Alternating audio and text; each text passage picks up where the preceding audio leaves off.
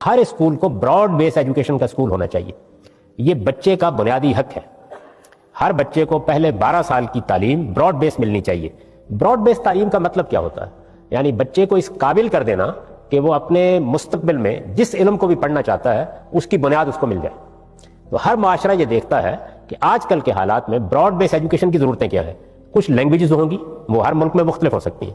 مثال کے طور پر ہم پاکستان میں ہیں تو وہاں اردو پڑھنی پڑے گی اس لیے کہ وہ ہماری قومی زبان ہے. انگریزی پڑھنی پڑے گی اس لیے کہ وہ بین الاقوامی رابطے کی زبان ہے.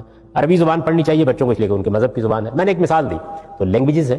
اسی طریقے سے براڈ بیس ایجوکیشن میں یہ دیکھنا ہوتا ہے کہ وہ علوم کیا ہیں جو آپ کو سیکھنے. مثلا میتھمیٹکس ہے مثال کے طور پر، ابتدائی ایلیمنٹری سائنس ہے، تو یہ ہر بچے کا حق ہے کہ اس کو اس کی تعلیم ملے. اسی طریقے سے ہسٹری ہے، تاریخ ہے، تو اس کو یورپ کی تاریخ سے بھی واقف ہونا چاہیے کسی حد تک. اس کو مسلمانوں کی تاریخ سے بھی واقف ہونا چاہیے، لازماً واقف ہونا چاہیے. اور اسی طرح سے اس کی ایک ضرورت ہے کہ وہ ایک مسلمان ہے تو وہ اپنے خدا کی کتاب سے واقف ہو.